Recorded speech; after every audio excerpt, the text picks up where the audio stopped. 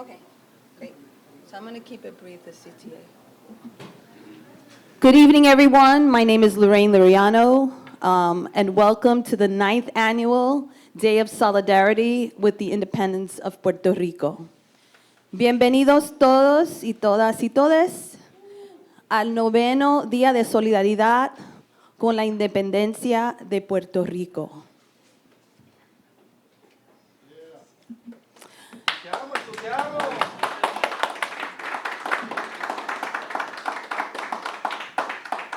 I'm going to be speaking bilingually, at least for the introduction, and then, we'll translate throughout. So I ask you for your patience because it's doing the mind twice.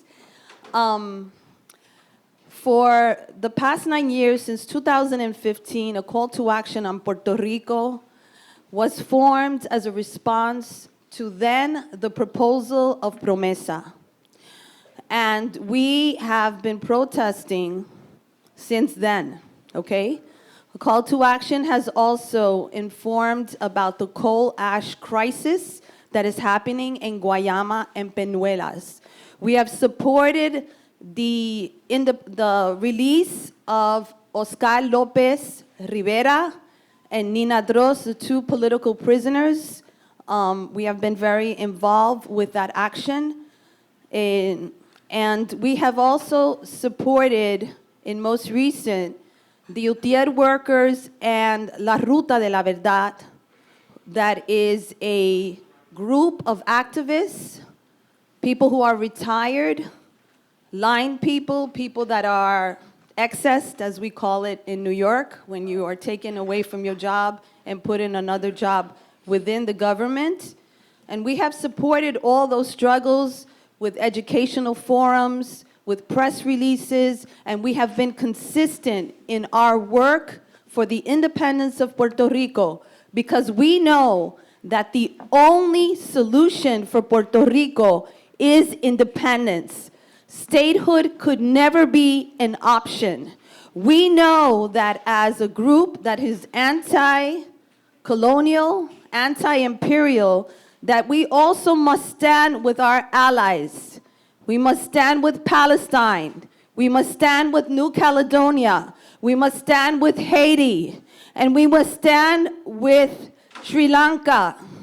Because imperialism doesn't only happen from the United States. It happens in other areas. In the case of Sri Lanka, it's India, right? And we know that there is post-colonialism, like in the case of the Philippines. I happen to also be Filipino, and I also happen to be Dominican. There are many Puerto Ricans like me that share multiple heritages, and I'm very proud of that.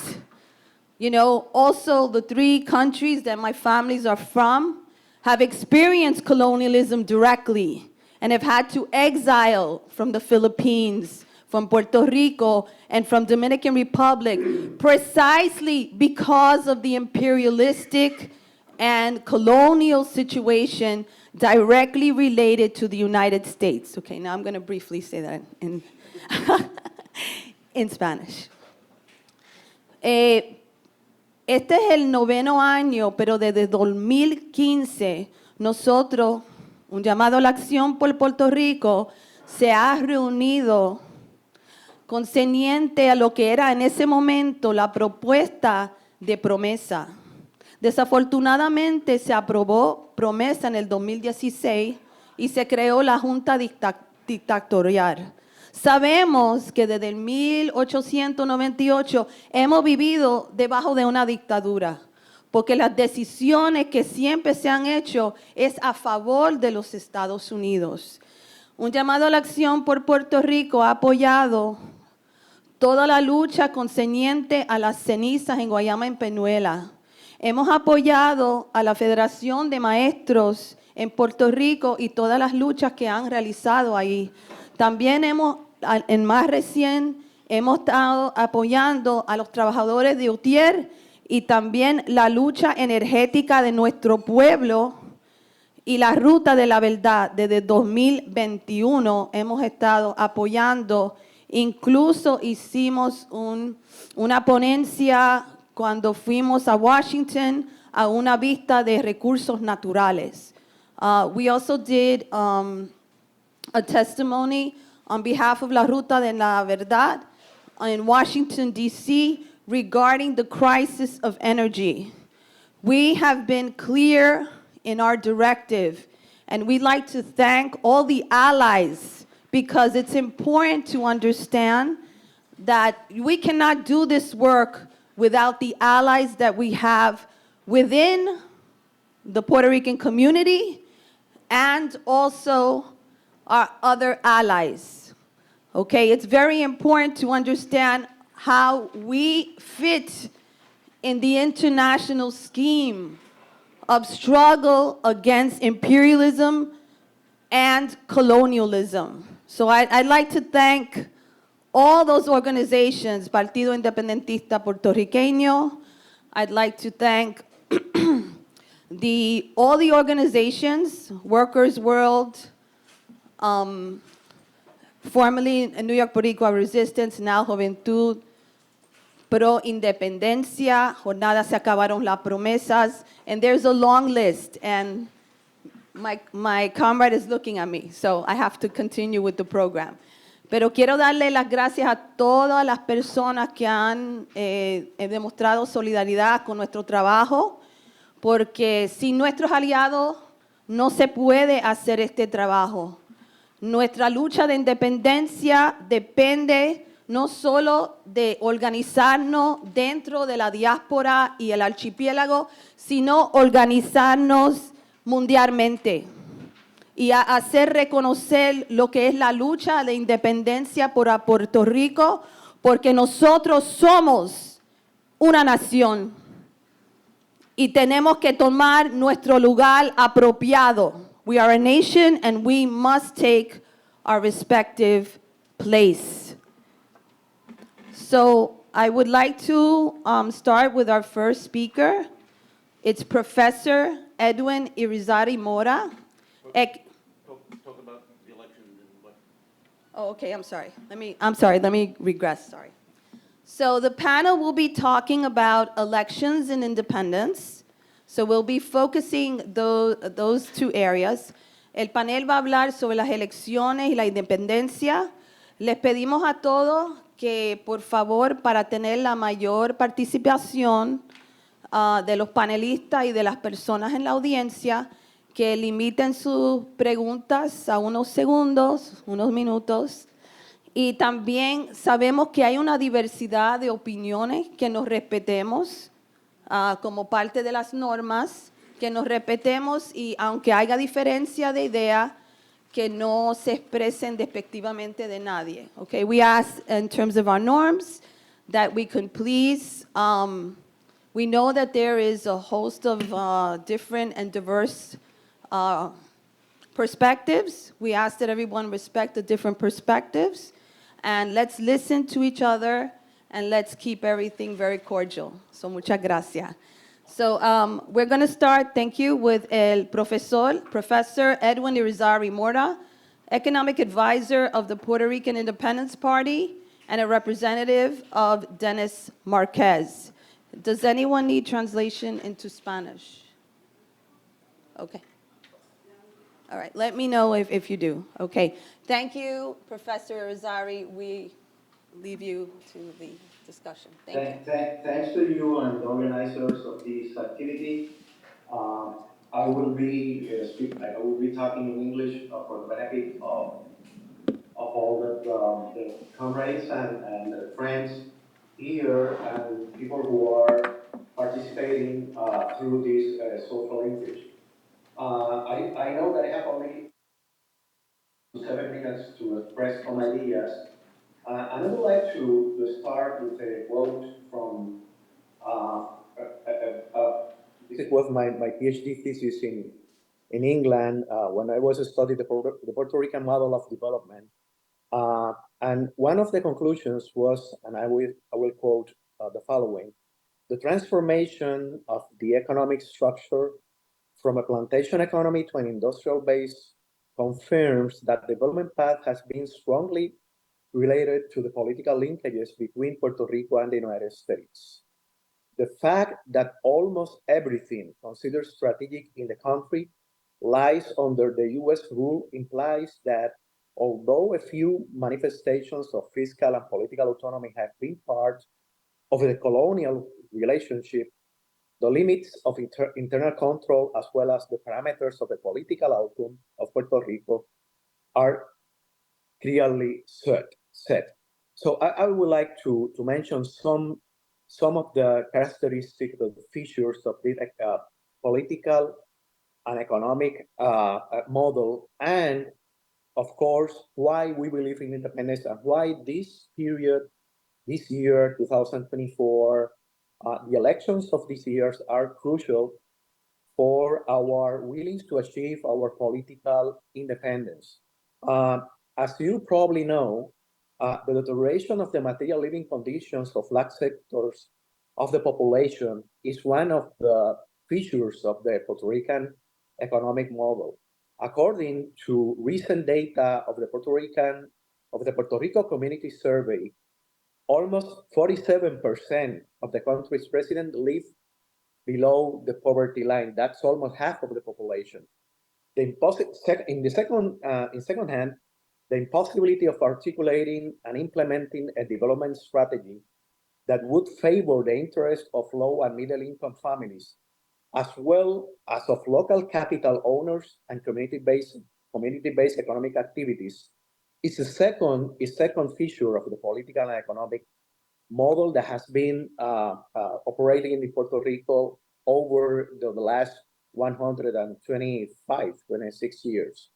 In third place, lack of a collective agenda that would be solved in a Puerto Rican society in which solidarity, respect, and tolerance would prevail, as well as objectives such as economic, social, and political development.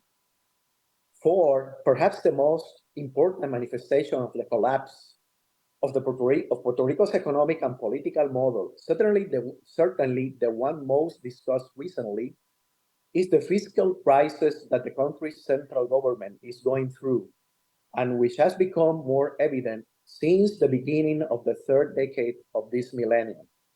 This is not a cyclical or temporary crisis, but a phenomenon of a structural nature. I would like to now enumerate in a few minutes the powers, privileges, and rights that the United States holds in its political and economic relationship with Puerto Rico. I think that they can be summarized as follows.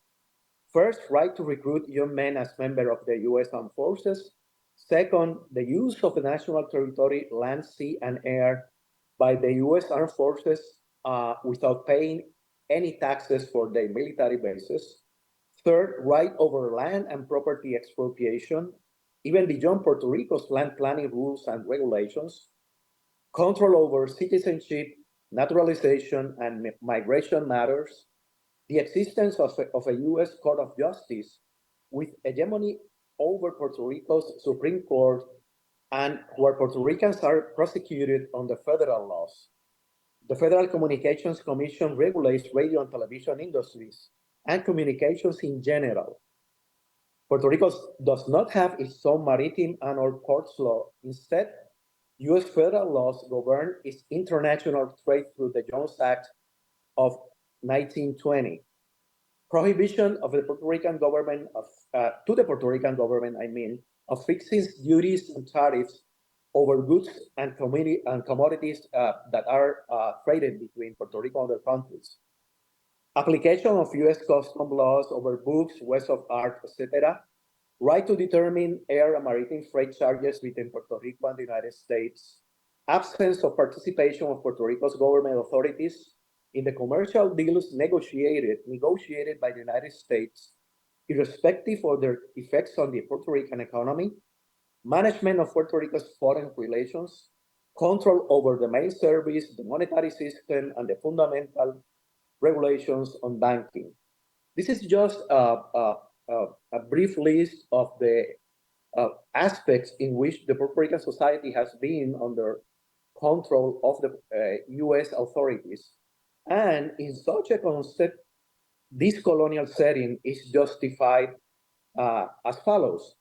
The social and political economic development of Puerto Rico is and has been possible only because of its linkages with the United States. That is part of the official discourse, of the official pronouncements of every colonial governor of Puerto Rico over the last century and the first 24 years of this century. They also stress on this other statement that Puerto Rico is not economically viable as an independent nation. For that reason, if it were a republic, it would be under the control of another metropolitan power, almost surely the Soviet Union. This discourse, this pronouncement, has been told by some of the people, of the leaders of the Puerto Rican, of the new Progressive Party, the Partido Nuevo Progresista, and the Popular Democratic Party, and other sectors in Puerto Rico that believe that Puerto Rico cannot achieve independence because we will be under the control of another political power. Third, solving social and economic problems is more important than the solution of the colonial problem.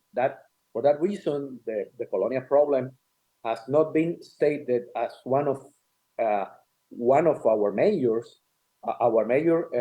political and economic problems. And for that reason, they only speak about social problems, about the fiscal situation of Puerto Rico, etc. Two additional points just to summarize this intervention. Social stability and individual freedom are more valuable than social justice and collective freedom for the nation.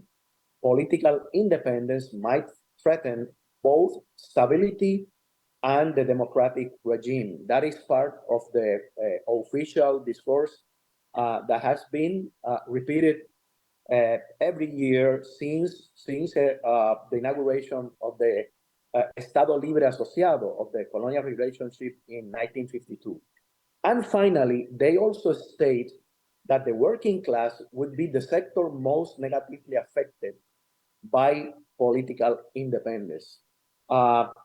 This is part of my introduction. I would like to end this initial participation, stressing that all these arguments are and have been strongly debated in Puerto Rico, and the program we are proposing to the Puerto Rican people that would be participating in November elections is basically an answer to all these arguments and to propose to the Puerto Rican people that independence is the only way to solve the political, social, fiscal, economic crisis that has been in Puerto Rico, and that has been more evident over the past 8 to 9 years.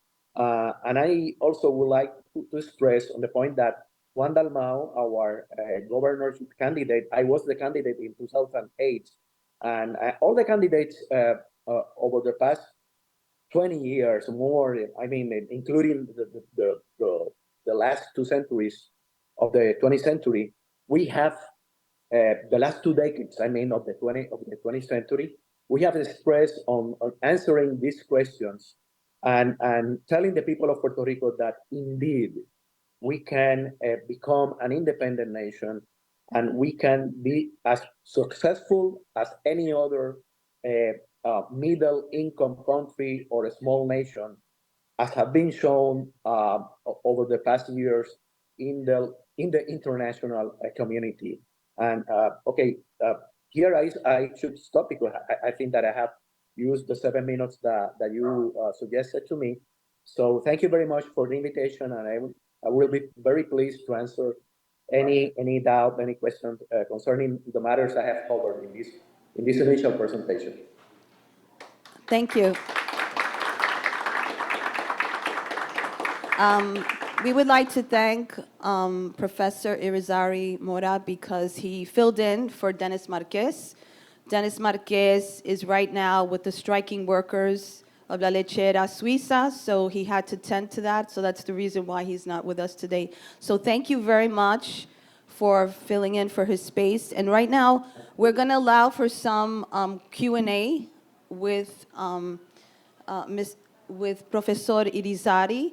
Ben Ramos is going to moderate this because we also have other panelists. So we're just going to take up a couple of questions, and then we will continue because, like I said, Professor Irizarry was kind enough, but he doesn't have that much time. So we're going to take advantage and take some questions. Thank you. So folks, we're going to take about 2 or 3 questions. I'm going to stress that we try to keep our questions focused and brief. Are there any questions on this side here? All right. Compañero. Edwin, gracias por estar aquí esta noche con nosotros compartiendo. La pregunta que yo tengo es una que a mí me preocupa muchísimo porque es un tema que a mí me preocupa mucho y es la cuestión de la salud. Yo sé que la plataforma y el programa de gobierno del partido advocan por un sistema de pagador único o un sistema de salud universal. La pregunta para ti es, ¿cómo dentro del contexto colonial podemos llegar a ese sistema y habiendo una oposición tan férrea dentro de la legislatura? Gracias. Sí, voy a contestar en inglés para beneficio de las personas que están escuchando en idioma inglés. No hay problema con eso. Puedo contestar en español también, por supuesto.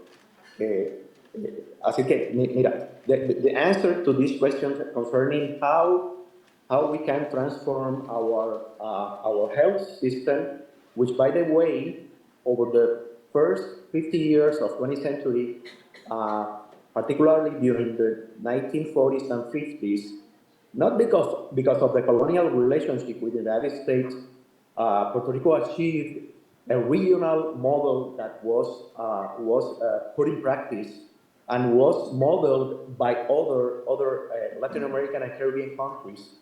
That system was eliminated in the 1990s by Pedro Rosselló, who introduced this other system, which has been a disaster from the economic and financial perspective. What we are proposing, as you mentioned in your question, is a general, universal health system which will try to obtain the benefits that have been in practice in the Western European countries as well as in Canada, and it will be financed by the same means that has been financed the health system we have had over the past 3 decades since Pedro Rosselló initiated this other system.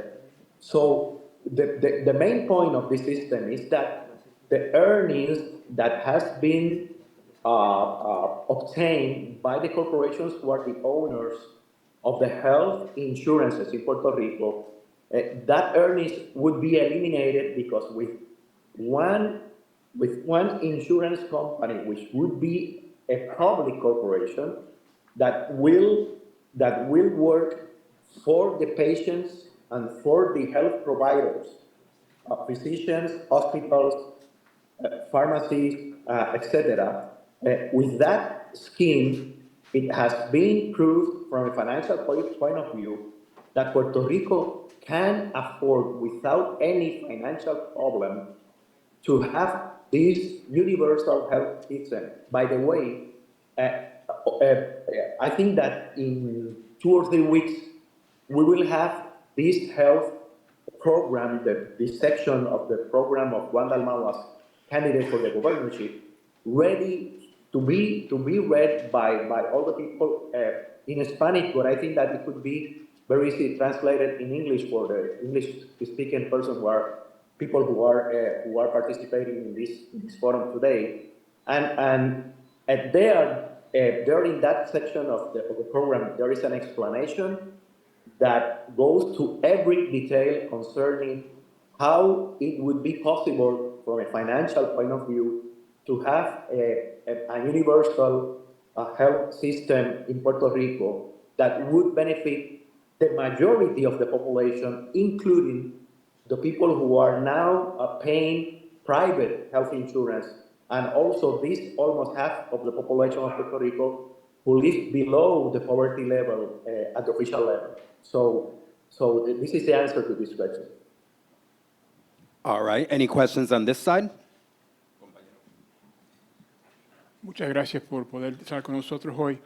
Las Naciones Unidas tienen un estatuto muy claro sobre el tema de genocidio y plantear el caso de Puerto Rico, incluyendo ese ángulo, me parece que es clave para que se vea la necesidad contundente de que Puerto Rico sea un país independiente.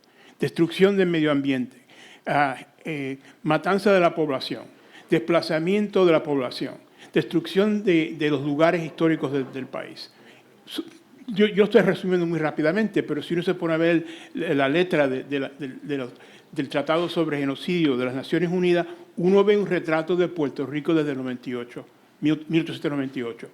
Me pregunto por qué eso no se figura de una forma más señalada en las reclamaciones de las Naciones Unidas de Puerto Rico para la independencia. Sería un aval gigantesco para nuestra causa. Gracias. Well, I think that this is a very important point, and there is a section in the government program that we are proposing that deals with human rights, that deals with political reform, that will deal with civil rights in Puerto Rico, and you are specifying some very important points. I don't really know because I am not the person who has worked in this section of the program, but I'm almost sure that from a very specific perspective, the points you have mentioned will be covered. I don't know the vocabulary, the conceptual framework that will be used to describe this situation that you have mentioned, but you can be sure that that topic will be covered. And certainly, we have been very concerned with all the aspects you have mentioned in your intervention, and I think that I agree 100% with your perception that it has to do with it. It is a problem of political and civil rights that should be discussed at the international level. All right, our last question. Mi nombre es Mario Aguilar, and I want to ask you a question. What is to guarantee, let's say Puerto Rico was to become an independent country on itself, what is the guarantee? I know we will be open to negotiate with other countries, but that the United States, just to take revenge, they will try to tell these countries, and we'll put sanctions on you if you try to work with Puerto Rico. What is to guarantee that that will not happen to us? And how will we guard ourselves to this? That's a very important question as well. I invite you, the people present in the room, and the people who are listening on this forum, that to read all the documents that were the result of the 1989-1992 process that was conducted in the U.S. House and the U.S. Senate, specifically under the Senate Bill 712 of Senator Bennett Johnston, and the House Bill 4765 of the House. In these documents were set the procedures, the programs, the plan that would guide the transformation of a colonial and political setting in Puerto Rico, a colonial and political scenario, to a sovereign scenario in which Puerto Rico would be guided by the public policy that would be designed by the Puerto Rican government officials. And that process from 1989 to 1992 was also repeated by the end at the end of the 1990s with the this other project that was proposed by Mr. Young, the Alaskan representative, Don Young, and also over the past 20 years, I mean, at the beginning of this century, this process we have defined that process as a transformation process that would last at least 10 years, in which not only we will receive block grants from the federal government in the same amount received the year prior to the initiation of this process of transformation, but also that Puerto Rico would become part of the international community and will have a seat in the commercial global community and in all multilateral and bilateral agreements that are part of the globalization process, and in which Puerto Rico cannot participate because it has no representation in all these organizations, including the World Trade Organization, including the United Nations Conference on Trade and Development, including all the regional, the Caribbean and Latin American regional agreements in which Puerto Rico could participate, and of course, the North American Free Trade Agreement in which Puerto Rico would participate, not as a colony of the United States, as a territory, but as a member, like as an independent nation like Canada, Mexico, and the United States. So all this process have been discussed with the senators and representatives of the United States, and they have agreed that it should be a very organized process, and that they will support that process because they have the responsibility, the historical and political responsibility with the people of Puerto Rico. Thank you very much. If we could, okay, thank you very much, Professor Irizarry Mora, for your presentation and for your participation at the last minute. Again, thank you. We appreciate your time, and you can. Thank you for the invitation, and because I have right now a health problem, I will have now to take some medication. So thanks for the invitation, and we are very proud of the work you have been developing over the past years, and we appreciate really from Puerto Rico the work, this very important and the work you have done and you are doing and you will be doing is very important for us here in Puerto Rico. So thank you very much for the invitation. Pues muchas gracias. Muchas gracias. Saludos. Saludos. Buenas noches. Saludos. Pues vamos a continuar con los panelistas. Tenemos a nuestra querida Jocelyn Velázquez, de la portavoz de Jornada Se Acabaron las Promesas. Yo voy a estar traduciendo, así que le voy a pedir a Jocelyn que hable y después traduzca, y así estamos, porque yo también estoy tomando medicina, porque no me siento bien, así que no estoy en mi total. Así que voy a... sí, cómo no. Ok. Adelante, por favor, Jocelyn. Buenas noches, saludos a todas, a todos y a todes. Good evening, greetings to everyone. El tema, ¿verdad? El tema por lo que se nos convocó es el tema de la independencia y las elecciones. Y, ¿verdad? Mi participación va a ser en torno a eso. So my discussion is going to focus on the election and the independence, and that's the topic that we were asked to discuss in this evening's panel. El tema electoral históricamente en Puerto Rico ha sido bien complejo. The electoral process and history of Puerto Rico has been extremely complicated. Yo definiría que se divide en tres visiones ideológicas.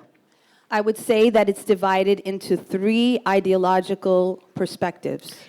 Está el sector que establece que participar del proceso electoral va en contra de nuestro proceso por la independencia, ya que de alguna manera se valida las instituciones coloniales.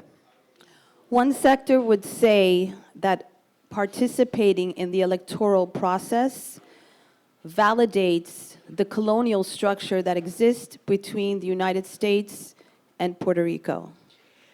El segundo sector es el que plantea cualquier foro, cualquier espacio que esté disponible, tenemos que ocuparlo y por eso participan del proceso electoral activamente. The other perspective is that whatever space exists, it is important that we occupy that space because it brings us closer to the goal of independence. Y hay una tercera vía que siempre suele ser la del medio, que es la que dice las elecciones son una cuestión estratégica y cada elección hay que evaluarla en su justa perspectiva y desde ahí se toman decisiones. And the other perspective is that every election, you have to evaluate and analysis the process. And based on that analysis, you should make a judgment as how you proceed with the people of Puerto Rico. Yo vengo en representación de la jornada Se Acabaron las Promesas I'm in representation of Jornada Se Acabaron las Promesas. y por tal razón traigo la posición de mi organización, no necesariamente la mía en mi carácter personal. Therefore, I bring the perspective of my organization, not necessarily my personal views, in this conversation. Quiero dar un poco de contexto para que comprendan la posición de la jornada. I would like to give a little bit of context so that we understand the perspective of Jornada Se Acabaron las Promesas. Por años, el tema electoral ha creado mucha división dentro del independentismo. For years, the discussion about independence has brought a lot of division throughout the archipelago. La generación a la que yo pertenezco, que no es tan joven ni tan vieja, ya estamos en un punto intermedio, hemos visto por muchas décadas esa guerra. And our organization has seen for many decades this continuous tug of war between these perspectives within the spectrum of independence. Así que cuando fundamos la jornada, teníamos compañeros tanto que pertenecen al sector antielectoral como personas que participan activamente del proceso electoral. Esto fue en el 2016. Okay, so in our organization since 2016, we have people who entirely believe in the electoral system, and we have people who are in our group who do not believe in the electoral, or rather the spectrum exists within Jornada Se Acabaron las Promesas.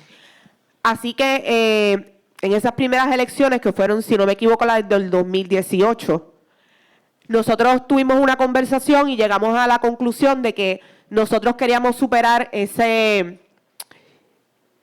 dificultad. So in the election of 2018, we came to the conclusion after discussing in our group that we wanted to overcome this situation, this sort of like process that had been like in a lock concerning the matters of election. Porque el día después de las elecciones vamos a estar los mismos, cogiendo los palos en la calle, indistintamente si participaste o no del proceso electoral. Because the day after elections, it's not going to matter. We are still going to be confronted by the violence and the forces, the sticks, that exist within what is a colony of Puerto Rico. Así que decidimos ese año convocar una marcha que se llamó Gane quien gane, se acabaron las promesas. So therefore, we've decided that we're going to have a march, and it says, whoever wins, the promises are over, se acabaron las promesas, and we're going to have this march. Y el acuerdo que tuvimos con nuestros compañeros del Partido Independentista en ese momento, en ese momento era el PPT, que no existía Victoria Ciudadana, fue que la marcha iba a iniciar 1 minuto después de cerrados los colegios, para darle oportunidad a nuestros compañeros que estaban en el proceso electoral de participar del proceso electoral y después de integrarse a las movilizaciones. So we came to the agreement. At that time, it was the Party of the Workers and the Puerto Rican Independence Party that we would convene this march 1 minute after the close of elections. Posterior a esa política, esa visión ha permanecido dentro de la jornada. After this situation, the vision in our perspective has remained en Jornada Se Acabaron las Promesas. Dentro de nuestra organización tenemos compañeros que participan activamente de los frentes antielectorales. Within our group, we have people that participate in the anti-electoral front, Pero también tenemos compañeros que son candidatos por el Partido Independentista Puertorriqueño, funcionarios de colegio y que tienen otro tipo de participación dentro del proceso electoral. but we also have people that are involved in the Puerto Rican Independence Party and are also involved in the process of elections. ¿Verdad? Explicando el contexto de lo que nosotros, de lo que, ¿verdad? Cómo funciona la jornada. Quiero entrar a algunos detalles de este proceso electoral en particular y algunos retos que hay tanto de los sectores que participan como de los que no. So looking at this particular context of these elections that are upcoming, Jocelyn would like to highlight some of the challenges that are faced and some of the things that remained in question. Hay una realidad y es que la abstención electoral en el país ha aumentado de manera exponencial. Hay una gran cantidad de puertorriqueños que no participan de las elecciones hace años. So since years ago, there's a large majority of people who are not participating from the electoral process. Pero no es producto de un trabajo activo del independentismo, es producto de la fatiga y del desapego con las instituciones coloniales. It is not the result of the Puerto Rican Independence Party, but rather the fatigue that has been caused and the exhaustion of the parties of turn, which is the Puerto Rican Popular Party and the party of the new Progressive Party that have exhausted the circumstances that exist right now in Puerto Rico. Así que sería irresponsable decir que esa abstención electoral se mueve hacia la independencia porque simplemente es gente que está harta del sistema.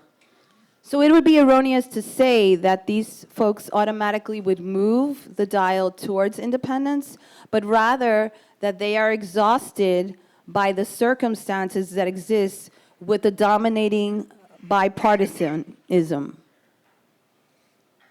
¿Verdad? Entrando ya a los grupos que sí participan del proceso electoral, creo que, y lo digo lo hemos hablado dentro de la jornada con mucha honestidad, creo que sí hay un reconocimiento de la honestidad de algunos de los candidatos y de su trayectoria de lucha.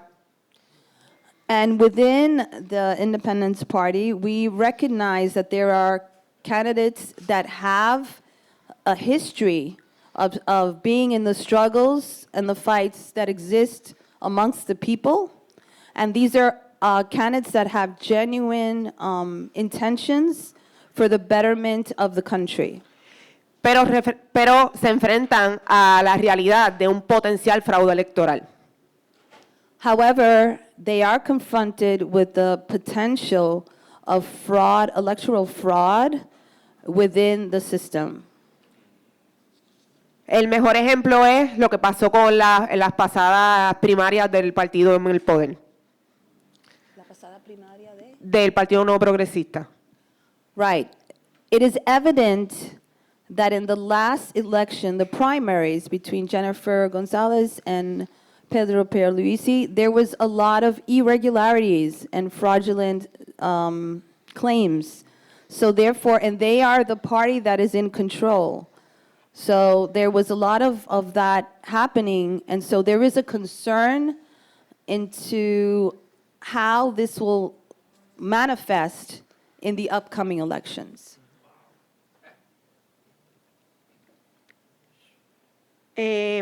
Nosotros apostamos, como lo dijo un compañero Pipiolo, miembro de la jornada, nosotros no creemos en poner todos los huevos en una sola canasta. So our perspective is we're not putting all our eggs in one basket, and we're gambling that we have to have multiple strategies in order to appropriately address this matter. Como lo hablamos en el día de ayer en la ONU, hay que empezar a hablar de todos los métodos de lucha. Y todos los métodos de lucha van desde el que quiera quemar urnas. Nosotros hemos dicho, quémalas pero de verdad, no es que sea la chiquita. Préndelas en fuego. Si quieres votar, llévate la tinta china para que no puedan tajurear con la papeleta y métete allá al colegio y pelea con los PNP y arráncate la cabeza. Pero si tienes que agarrar un fusil, ir a pelear de frente con el enemigo, también, todo se vale. So our position is that all struggles are valid. The struggle of armed forces, the struggle for the electoral, if that's the process that you want, and the struggle in the street. But if you're going to choose any of these, you should wholeheartedly commit to that choice and put all of your energies and efforts into them.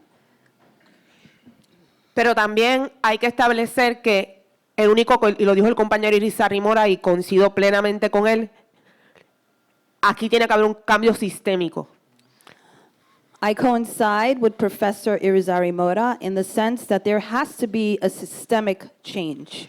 De lo contrario, vamos a acabar siendo unos nuevos administradores del sistema colonial y eso nos puede retrasar mucho más de lo que estamos en nuestro proceso de emancipación. On the contrary, we will be continuing to administer the colony, just a new face, but the same system.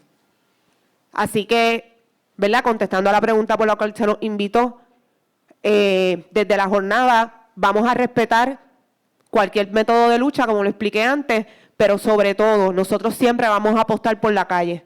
En la calle es que se construye el cambio social permanente. We respect all kinds of struggle, but as our organization, we will continue to struggle in the streets because the streets have shown the historical perspective for change. And so that is our position, but we respect all forms of struggle and will continue to maintain solidarity with all of the forms of struggle, as is mentioned in the United Nations as well. Muchas gracias. Thank you very much.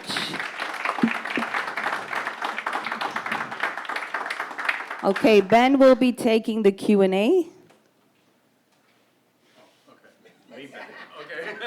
Let's do Q&A like that, because it's... Okay, we'll take one or two questions, and then we will transition into the rest of our panels. Once again, a reminder, keep it brief, keep it focused.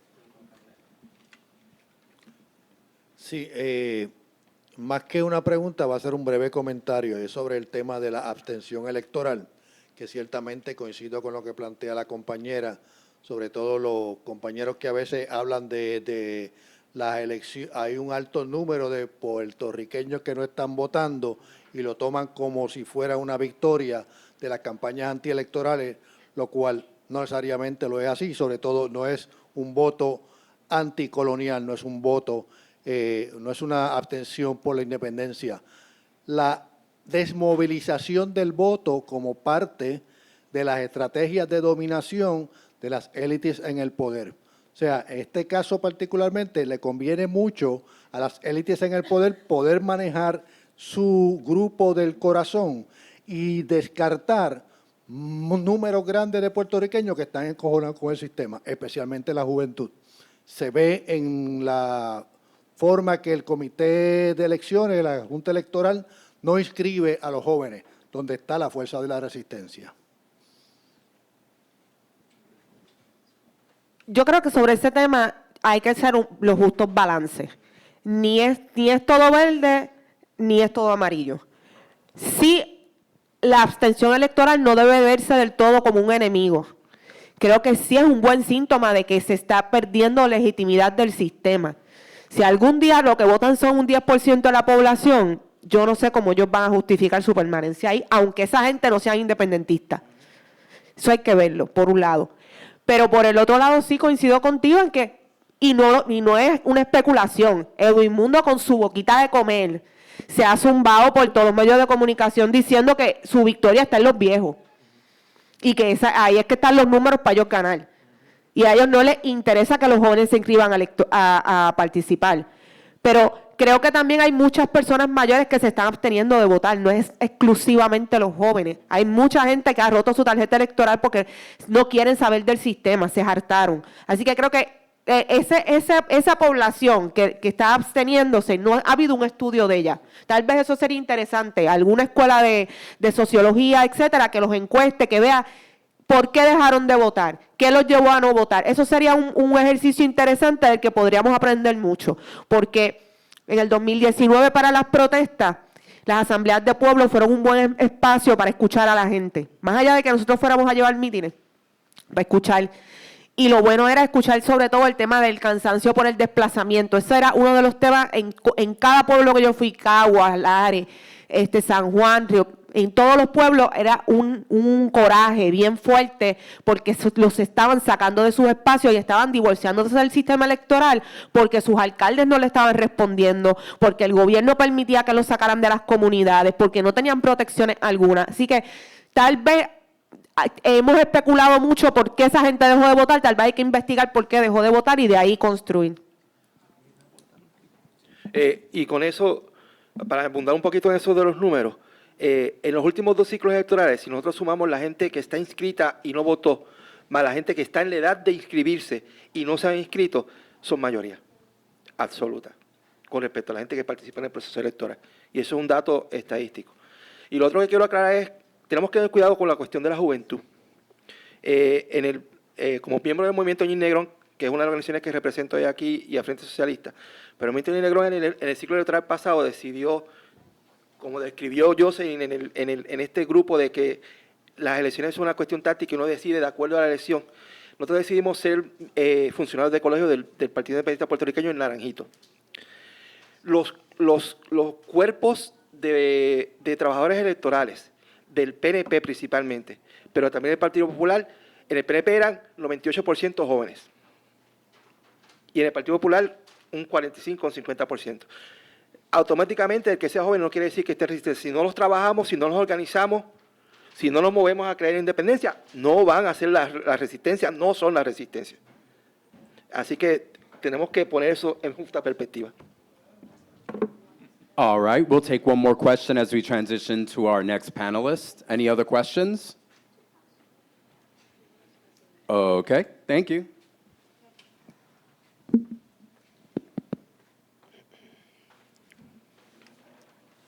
Okay, we're going to have Carlos Alicea from Frente Socialista and Movimiento Ñin Negrón. He will be presenting in English. I apologize for getting here so late. The traffic was insane. So if people want to step up and get something to eat, there's a lot of food. So please feel free to step up and, just listen in as well. So, and also the panelists, because we want to make sure that one of the reasons we ordered food is we wanted to make sure that people had something to eat because they were coming from work, etc. So that's I just want to share that PSA. Okay, Thank you, Carlos. Thank you. Thank you for inviting me. The compañera say, my name is Carlos Alicea. I'm from the Frente Socialista, Movimiento Ñin Negrón.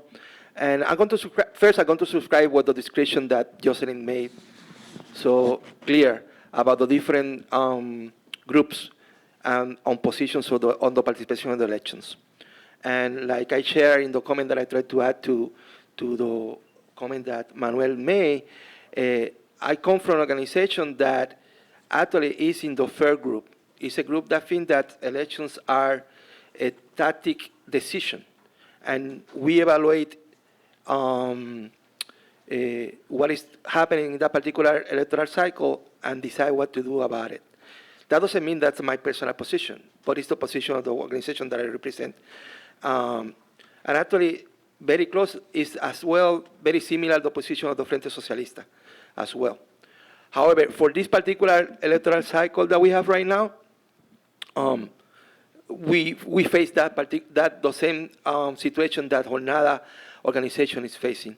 We have groups, we have people in the Frente and in the Movimiento Ñin Negrón that say no participation in the electoral process. And we have other people in both organizations that are decided that are going to be full in participating in this next electoral cycle.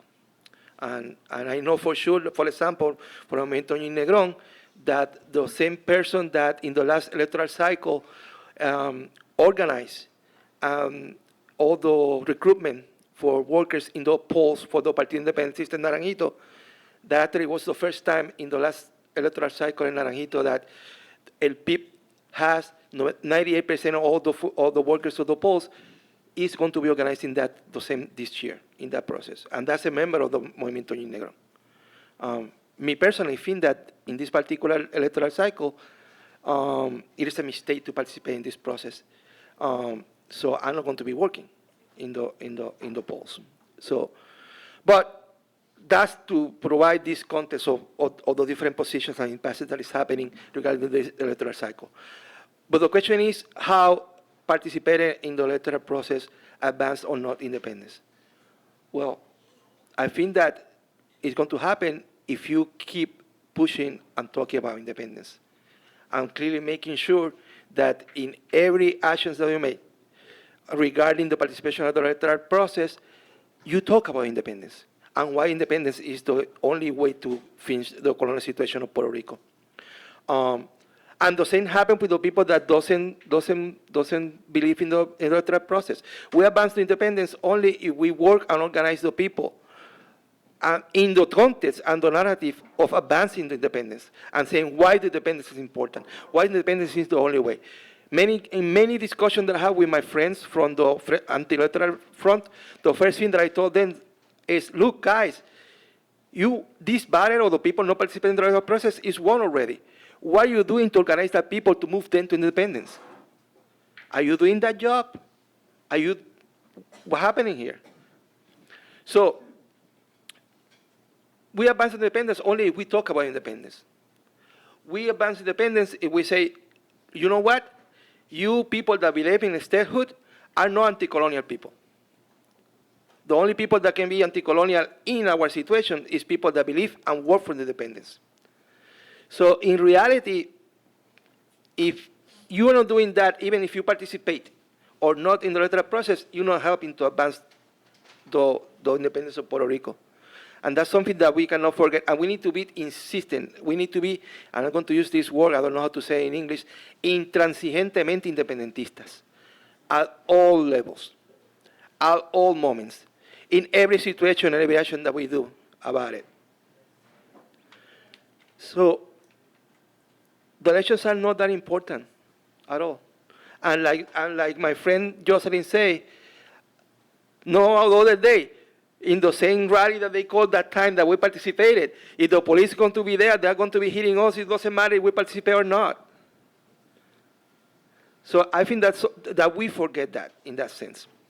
And regarding to this electoral process, yes, there are people that believe that that there is an opportunity to advance, to provide a different alternative for the disastrous and chaos of the colonial administration. What for me is important, and I insist to my friends that are participating in the process, don't forget that you need to be intransigentemente independentista. That don't validate any kind of narrative that say that statehood is a decolonization alternative for Puerto Rico. That cannot happen because you don't advance independence. So that's my sense in this particular process. Thank you.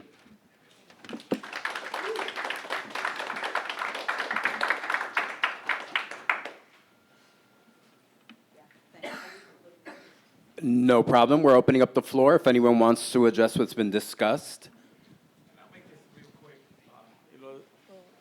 ¿Quiere que lo diga en español o en inglés, no? Para que la gente oiga. Ok.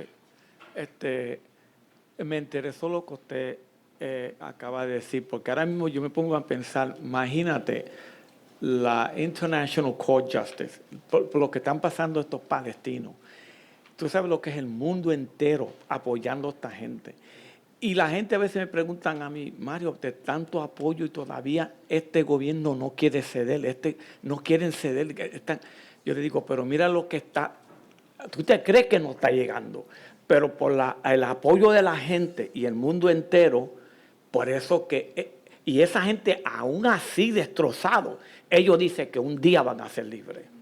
Por eso yo no estoy diciendo que es igual, tú sabes, la situación a las dos, porque vamos, es una desgracia lo que esa gente están pasando. Pero yo creo que es lo que usted dijo, no es tanto el hecho, es la voz de nosotros, educando a la gente. Y sí, vamos a recibir críticas. Mira, yo he recibido críticas por defender a los palestinos, con cristianos, con creyentes, con todo. ¿Por qué? Porque yo digo, no, eso es una injusticia. Y yo creo que la gente no ve que también Puerto Rico ha sido un esclavo de este imperio. Thank you. Okay, we'll take a question, please, folks, and then we'll be transitioning. Hola. Is it on? Yes. Hola, buenas noches. Mi pregunta se dirige al tema de la unidad. Sabemos que en los años 70, 80, unos focos importantes de lucha, como fue Sudáfrica, como fue la independencia de Namibia, los palestinos, pues ellos desarrollaron unas formas de sombrilla, Namibia la SWAPO, Sudáfrica la ANC, Palestina la OLP. Entonces, cuando yo los escucho a ustedes, pues veo que hay unos puntos de coincidencia y no tengo duda que otras organizaciones también las tienen.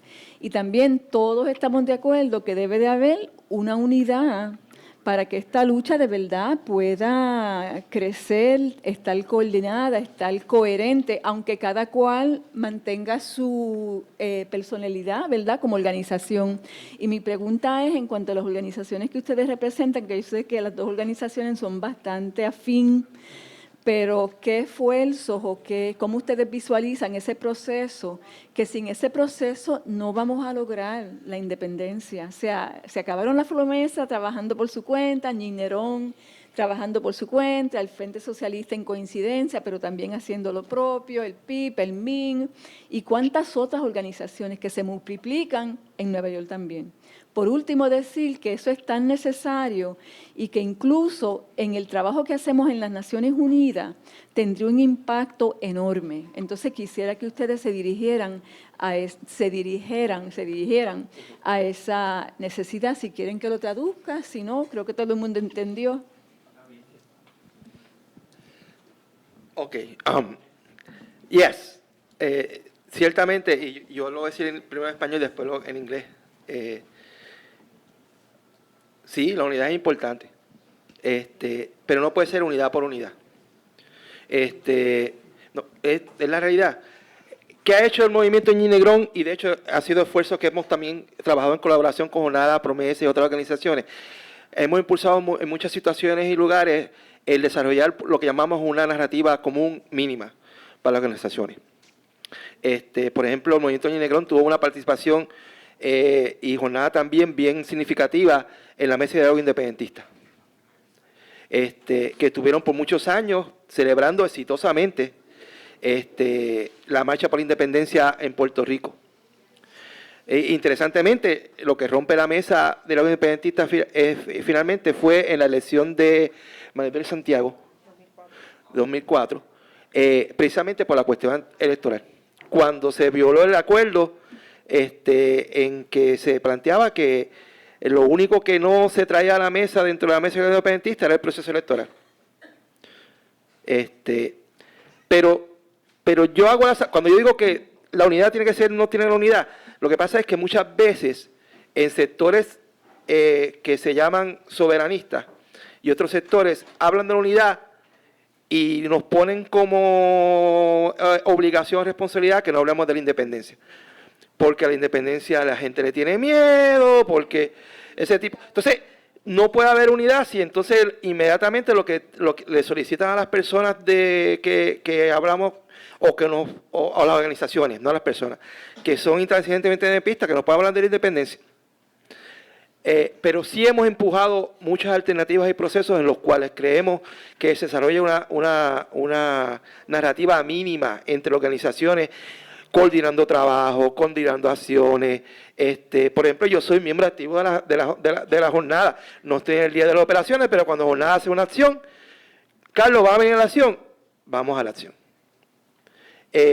dialogamos diálogos continuos, desarrollamos materiales educativos conjuntos entre diferentes organizaciones para avanzar la independencia. Así que esas cosas se hacen. Lo que yo sí quiero enfatizar es que en el sentido de esa unidad, por lo menos para el movimiento Ñin Negrón y también para el Frente Socialista, un requisito básico es que no se esconda la independencia, que no se deje hablar de la independencia. Otro ejemplo, la deuda es ilegal y legítima odiosa como narrativa común mínima de unidad.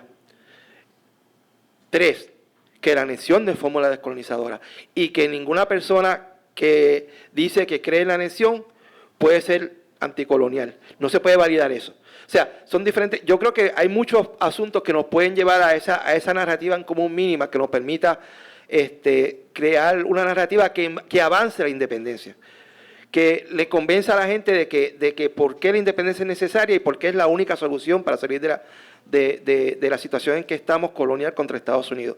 Y la otra parte de eso es, y ahora se me fue el hilo, pero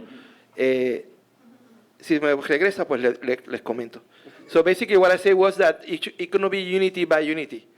That in some of the experiences that we have regarding this question of unity, in many situations we find that the requirement for that unity is that we hide independence and talk about independence.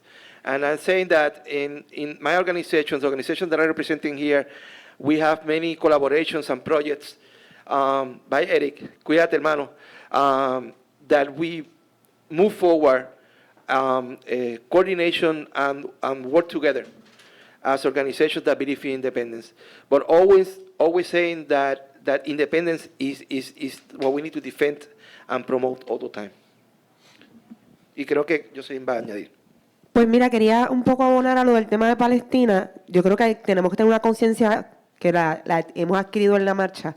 En Puerto Rico hay una comunidad palestina bien grande, más grande de lo que ustedes se imaginan. Hay muchos palestinos y hay muchos, por lo que se hacen llamar puertorriqueños palestinos. Y son muy, muy enfáticos en el tema de que son doble víctima del coloniaje, porque son víctimas de haber tenido que salir sus familias de su país por el genocidio para llegar a una colonia en donde, como ellos bien lo plantean, no sabemos cuándo Estados Unidos decide exterminar también a los puertorriqueños. Así que es una conversación que está bien activa, mucha gente joven, muchísima, muchos niños, muchísimos. Así que sí, ese paralelismo entre la lucha palestina y la lucha puertorriqueña está bastante bien establecido y la comunidad palestina en Puerto Rico lo reivindica. Sobre el tema de la unidad, pues mira, yo quisiera ser más optimista, voy a ser optimista, pero podría serlo más. Previo a este pasado proceso electoral, sí se estaba dando un proceso bastante amplio de diálogo, sobre todo, porque a veces hablamos de unidad, pero si no hablamos antes, pues la unidad es sentarnos todos en una mesa. Lo importante es hablar, que tú piensas en qué diferimos, cómo nos llevamos bien, hasta dónde llegamos, los límites. Y eso se logró muchísimo. Mucho de lo que se hizo en el verano del 19, nadie puede ser tan injusto y decir, es que fue de tal organización que lo hizo. No, eso fue todo el mundo. Y allí todo el mundo estaba desde su trinchera moviendo cosas y a mí me llamaban de acá del PIB y de allá me llamaban de otra organización y estábamos moviendo las cosas para que pasaran. Pues, yo creo firmemente que ese proceso tan genuino que se estaba dando de conversación llevó a los números que sacó el PIB en las pasadas elecciones. Y no tengo pruebas, pero tampoco dudas, como dicen por ahí. Pero muchos funcionarios de colegio no eran pipiolos. Mucha de la gente que llenó los colegios no eran militantes del PIB y lo sé de buena tinta. Y muchas organizaciones movieron a sus cuadros para hacer, precisamente porque particularmente María de Lourdes había hecho un extraordinario trabajo en la calle con los jóvenes y eso hay que reconocerlo. Posterior al proceso electoral se empieza a construir una narrativa, ¿verdad? Y nosotros no tuvimos mucho que ver en eso, de que pues las virtudes de Dalmau, que es un tipo inteligente, un tipo de buen ver, que tiene buen verbo, había sido pues ese gancho, ¿verdad? Y el alejarse un poco del discurso independentista lo que había logrado los números. Yo creo que fue un balance de las dos cosas, no se puede ni decir una cosa ni la otra. Pero posterior al proceso electoral, todo ese trabajo de calle bajó bastante. por parte del PIB. Y aunque sí han estado en lucha comunitaria, porque no paran, y este cálculo a los compañeros, yo no puedo ser tan mezquina e injusta, no reconocer el trabajo, pero sí eso ha ido afectando las expectativas con el proceso electoral, que no se limitan al PIB, también está la gente de lo que fue el PPT, Victoria Ciudadana, el MUS, ¿verdad? Porque es toda una coalición. Todos los cañones están enfilados al tema electoral y es lógico, unas elecciones te chupan dinero, te chupan energía, vida, de todo. Así que yo creo que hay mucho énfasis en meterle bien duro a ese tema y eso ha neutralizado un poco ese trabajo de diálogo, que en este momento para mí es lo indispensable, porque después del diálogo empieza la unidad. En esas mesas estuvimos trabajando, por ejemplo, el año pasado hubo sindicatos, Educamos, Lautier, Ñin Negrón, Frente Socialista, Jornada Se Acabaron las Promesas, ¿cómo es que se llaman? Rumbo Alterno, que es un brazo del MBC. Puedo seguir, éramos básicamente 30 o 35 organizaciones que nos reuníamos y estábamos construyendo un proyecto de, aunque fuera una vez al mes, sentarnos a hablar. Empezamos por eso. Y el proyecto se estaba concretizando, se había unas propuestas, se estaban compartiendo con las organizaciones, también estuvo el MCT, Trabajadores y Estudiantes Comunistas por el Cambio Social, puedo seguir mencionando todos los nombres que estuvimos en esa mesa. Movimiento Solidario Sindical, sindicatos, un montón. Ocurre la crisis de Palestina, todo el mundo se vuelca a la solidaridad con Palestina y ese proceso se frena. ¿Cómo hacemos para que esta inmediatez a veces no frene procesos que se están construyendo poco a poco? Eso es un reto y es una debilidad como movimiento y hay que reconocerla. Pero pues un poco de lo que estamos buscando es retomar esas conversaciones otra vez, empezar de cero otra vez, a ver si podemos estar esa coordinadora, ¿verdad? Que en un principio, y ese era el plan original, en un principio mínimamente una vez al mes nos sentemos a hablar, una vez al mes yo sepa qué actividad está haciendo esta organización, cómo no conflige con la mía o cómo podemos hacerlas en conjunto. Ese es como un primer paso que puede sonar como nada trascendental, pero puede construir cosas muy buenas.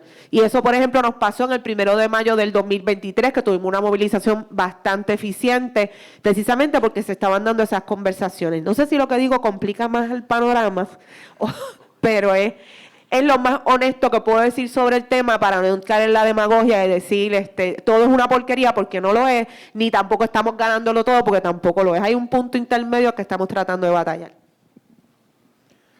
Thank you. Are there any other questions? Okay, we'll be moving on with our next panelist. Our next panelist is Edwin Ortiz, my comrade from A Call to Action on Puerto Rico. Hi. Can you hear me okay? Yeah. I'm not going to speak a long time after Jocelyn and Carlos and then Professor Mora. I'm not going to talk for a long time, but for a long time. I'm going to make some observations, though. First, about yesterday. There were two things yesterday that were really important. One was, of course, the Decolonization Committee that a lot of us attended and a lot of us spoke at. Jocelyn and Carlos spoke very well. And Adrian from PIP spoke. I mean, it was really, really cool. There's always a question of how important that is and whatnot, but it's really always important, of course, to show up, right? Especially even if in the committee isn't going to push the General Assembly to do what we want to do. But to have as many people show up to talk about independence is really important, especially to show the contrast between us and the stateholders who show up, like Ricky Rosselló. I mean, I remember asking Manuel about that. This is no rhyme or reason why he should be there other than to promote his own thing. And they were all, he and some other people were talking about being the shadow representatives to Congress. What a farce. I mean, I was just totally ridiculous. And we walked out while he was speaking too. So, but it was really important to do that forum. The other thing was the rally at 47th Street after we were done, and the committee approved its resolution. I mean, it was a really good turnout.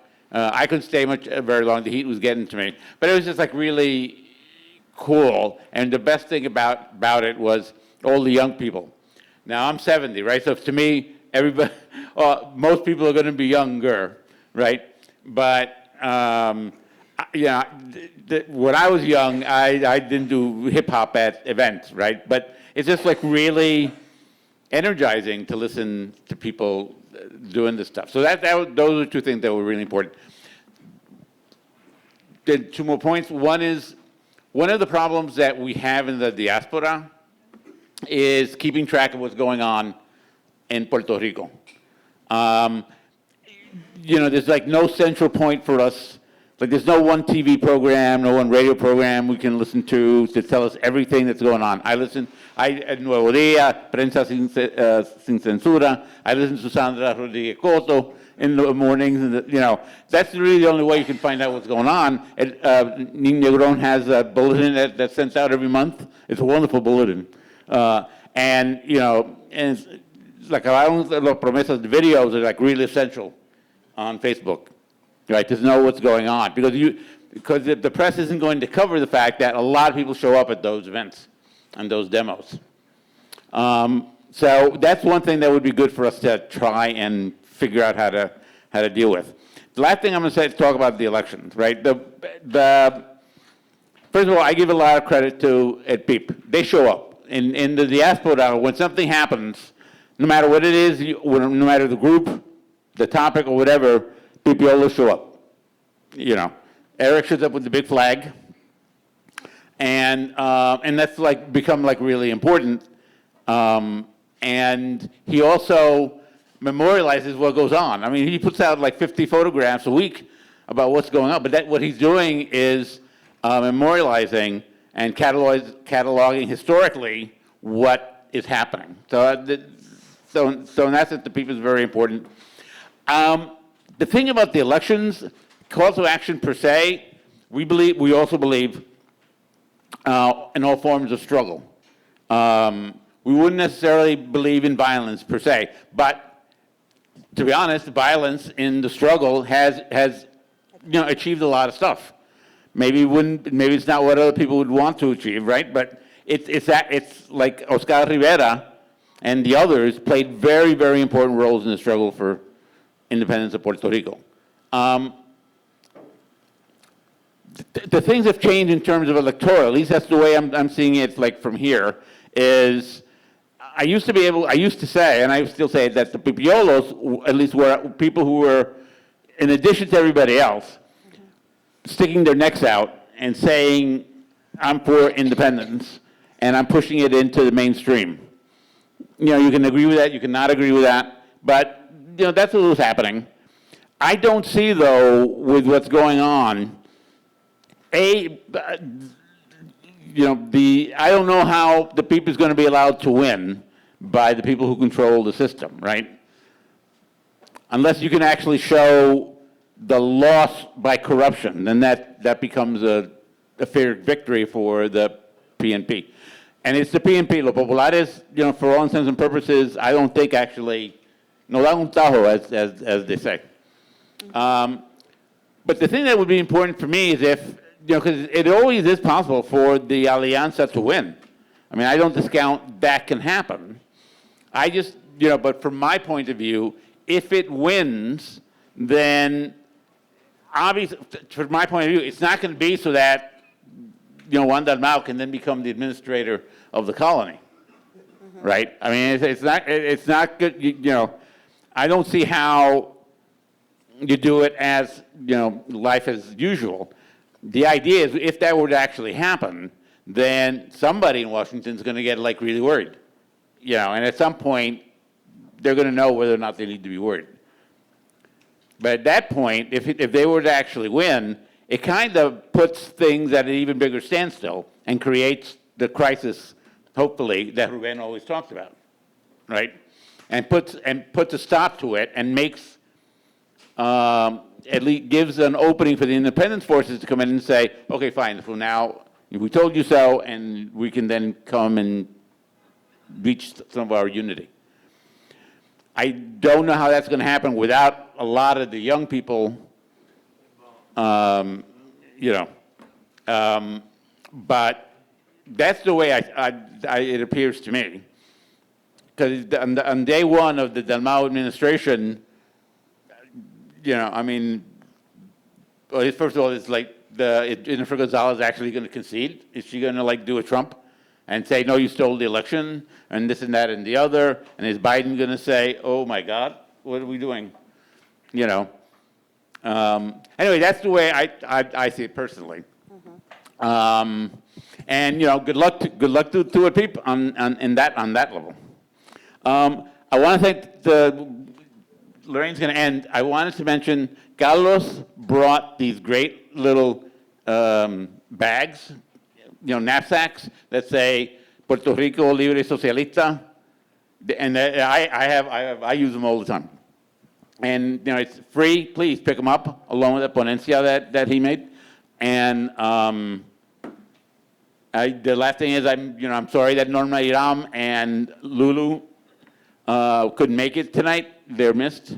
And so I thank you very much. Thank you.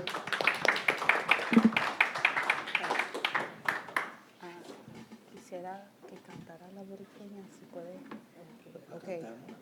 Okay, porque yo tengo un poquito, estoy en NyQuil, está Okay, kicking no in. problema. Sí. Okay. Cuando, okay, so does anyone else have any other questions? Yes.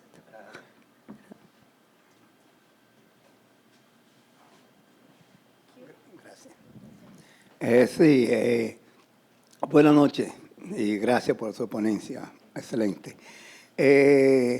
A mí me preocupa el concepto de que tienen o tenemos algunos que no creemos en las elecciones, ¿no? Y que a la vez decimos que estamos de acuerdo con todos los medios de lucha que hay, ¿no? El problema que yo veo es que, bien, como marxista, yo creo, marxista me considero, ¿no? Debemos ver la cosa y adaptarnos y trabajar en los medios en que estamos, ¿no? Si la cosa está caliente y hay tirando piedras, pues vamos a tirar piedras, ¿no? Si la cosa se pone más caliente y definitivamente hay que hacer una revolución, hay que hacer una guerra, hay que buscar un medio para cambiarlo, porque el pueblo no aguanta más, ¿no? Pues estamos con el pueblo y vamos con el pueblo, ¿verdad? Pero si estamos en las elecciones y no hay otro medio y no hay otra vía en este momento dado, yo creo que ahí en donde debemos participar, a menos que no decimos que nos vamos para el monte y que de allá vamos a hacer, nos vamos a organizar y vamos, bueno, eso se respeta, ¿no? Pero la situación actual debemos de participar en donde esté el pueblo, ser parte de ese pueblo sin dejar en todo momento donde nos encontremos que la solución de nuestro país es la independencia, ¿no? Con eso y a través de eso podemos unirnos, piense en la lucha por la salud, en la lucha por la educación, en cualquier otro medio de lucha que tú no creas que sea la independencia, pero estamos unidos en esa lucha. Y yo no voy a dejar de luchar por la independencia de Puerto Rico. Pues yo creo que particularmente nosotros, en definitiva, debemos seguir adaptándonos a la situación en la que estamos. Gracias. Muchas gracias. Bueno, dando un reflejo sobre lo que hemos hablado aquí, yo creo que es un llamado a todos nosotros unirnos más, un llamado a la diáspora, porque a veces la diáspora, como persona que vive en la diáspora, que nació en la diáspora, a veces no nos incluyen en todos los procesos. Y nosotros somos parte de la nación puertorriqueña. Oftentimes the diaspora is called in moments of crisis, but not in a dialogue to create the processes of liberation. So it is a call to action for us to unify, a nosotros unirnos, and to really have an in-depth conversation of the future of our country, because we are being displaced. Nosotros estamos siendo desplazados de nuestro país cada día. Y nosotros estamos siendo desplazados de las comunidades aquí. Yo nací en Nueva York Y a veces cuando ando en la calle, no lo conozco. No conozco a New York City, porque ya la que yo compraba vestido, Cookie, ya no existe. Monchito que tenía en Sunset Park y otros lugares ya no existen. Entonces estamos siendo desplazados aquí también.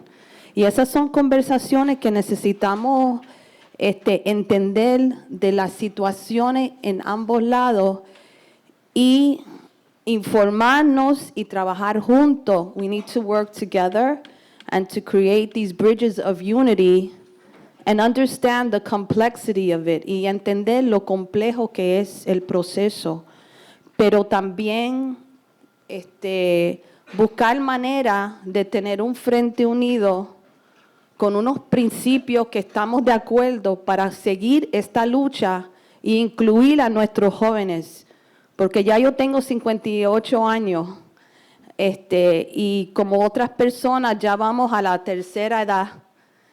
Y nosotros tenemos que tener nuestros jóvenes envueltos, tenemos que tenerlos educados, informados, y ellos también nos pueden informar a nosotros. Our youth can educate us, we can educate them, and we need to continue to have these conversations because we are losing our country. Each and every day we are losing our country. And when we lose our country, we will also lose our identity. Perdemos la tierra, perdemos nuestra identidad. Así que tanto que tenemos la tierra, tenemos identidad. Y no podemos permitir que perdamos la identidad puertorriqueña. La identidad que es la lucha de nuestros ancestros, de todas esas mujeres, hombres, hombres que han luchado a través de antes de que fuésemos colonia estadounidense, porque la lucha no empezó en 1898, empezó con los españoles. Así que es importante llevarnos ese pensamiento y llevarlo a otro nivel. Y ojalá que las acciones, porque las palabras se las lleva el viento. And I hope that the actions will continue and that we continue to build bridges between ourselves, because divided we fall, united we conquer. Si estamos divididos, nosotros no vamos a poder liberar a Puerto Rico, pero unidos sí podemos. Y hay que buscar la forma de unirnos de una forma de principios, pero con unos puntos claros para llegar a la liberación de Puerto Rico. So I'd like to thank you all for your presence today, and I also like to thank the people that have been watching us virtually. Muchas gracias a todas las personas que sintonizaron virtualmente. Se les agradece su aportación. Y vamos a concluir and I also like to thank the People's Forum for this space. And they've always been very supportive of the work that we do. And I'm going to ask that we sing La Borinqueña. It's going to be led by our comrades.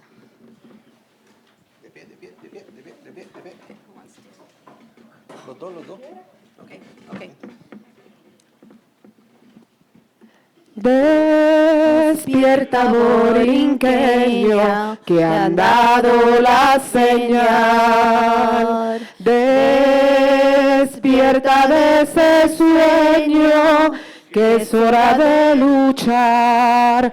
A ese llamar patriótico no arde tu corazón.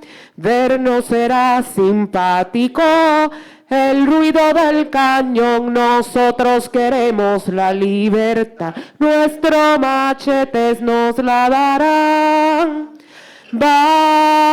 Vámonos, borinqueños, vámonos ya, que nos espera ansiosa, ansiosa la libertad, la libertad, la libertad, la libertad, la libertad.